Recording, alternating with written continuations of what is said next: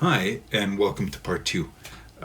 Yesterday we focused on the linear block-in of this little cabin on the prairies, and today we're going to expand on that. We're going to fill in all those spaces that we've created, and the focus that I'm going to be really pushing through this painting is the emotional power of it through the use of color.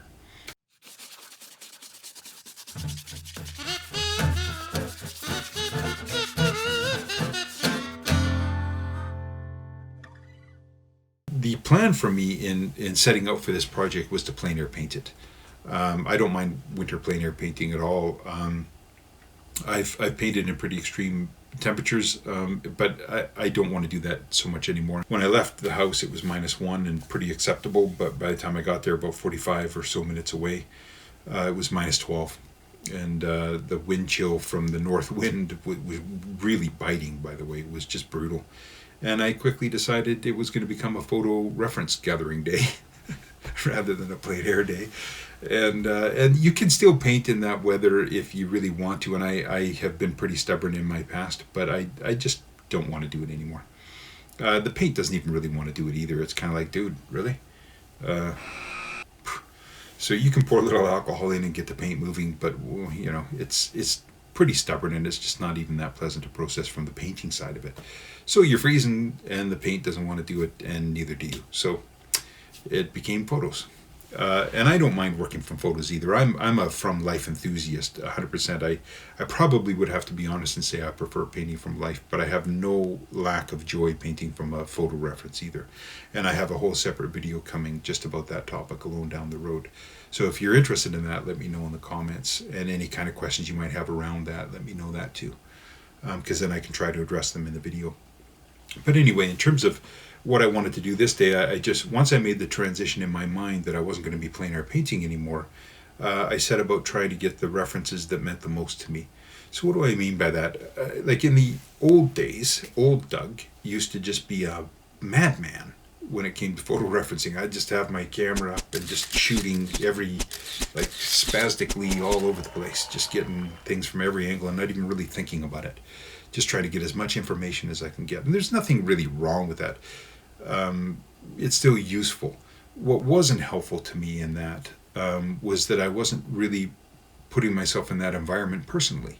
I was kind of missing it entirely. It was all behind a lens. And so what I do nowadays is I'm much more deliberate about it. I sit around and I really hunt specific angles and specific things that I'm looking for in that moment. And I only know that because I'm really opening myself up personally to the environment and really letting myself feel it and letting it soak into me, the sounds, the smells, the temperature, rain, no rain, whatever it might be. And because my through line in my art that I'm striving for is the emotional value of a given painting. So, you know, in feeling that connection, I'm able to present it more strongly, I think, in the painting. But since I've been doing YouTube, I've discovered that video is very helpful too. The video is much stronger than the photo for me in terms of environmentalizing me, bringing that all back to me. It's beautiful, actually. So, and we all have smartphones and we all make use of that. So hopefully that little tip helps you if you hadn't thought of doing that yourself. It really is pretty cool. So what I did is I created a little minute or so video for you guys, because I wanted to try to bring you folks into this environment and the purpose of this painting in a much stronger way than a single photo could do. So let's roll that video.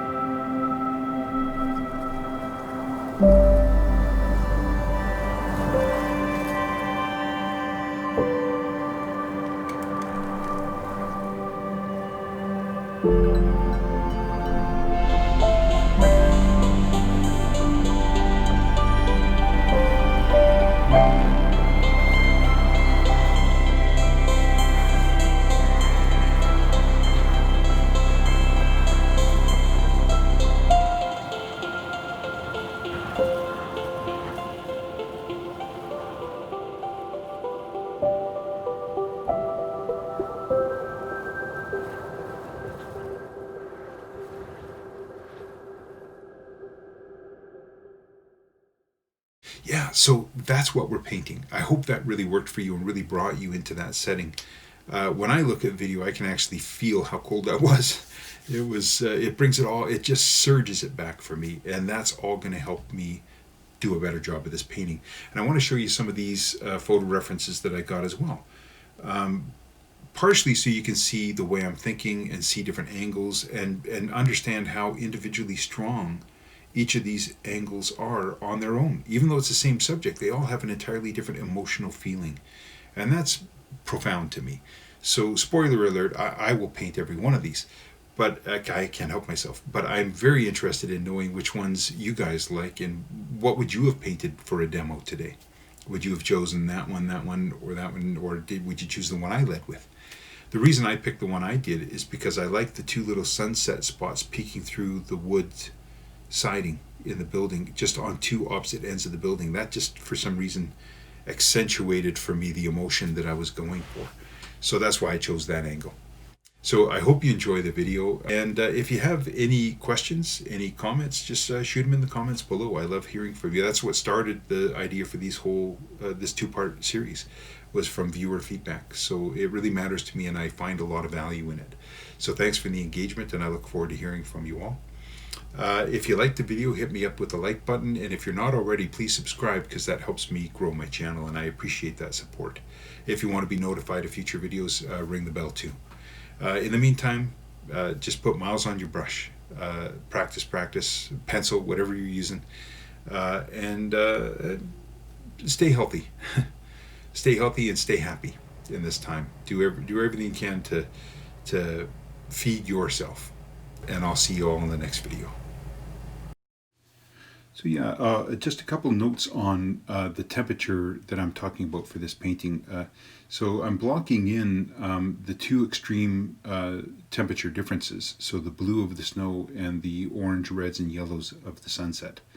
Often with my paintings, the block-in part, I will start with my main subject and then build out and compare everything else in the painting against that.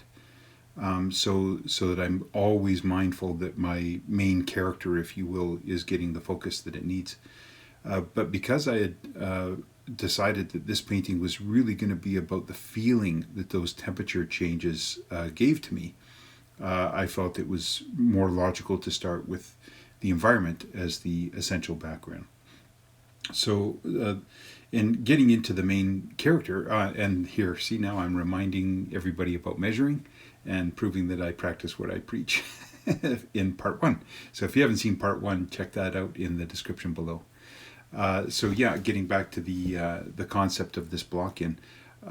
So once I've got the environment blocked in, so the sunset and the snow, roughly anyway, a good base, then I turn my attention right away to the main subject. And I spend a good deal of time on the shack itself, really establishing its temperature switches. And then I'm feeling a little more free to go around to the rest of the canvas as I work.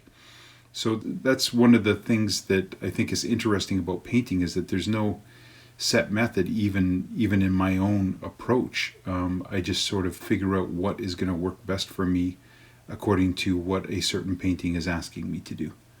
So just pay attention as the video goes forward on the types of colors that I'm using. You'll notice with the finished painting photo on the left, that some of the highlights where the sun is just skimming the tops of the snow is kind of almost a dusty rose color.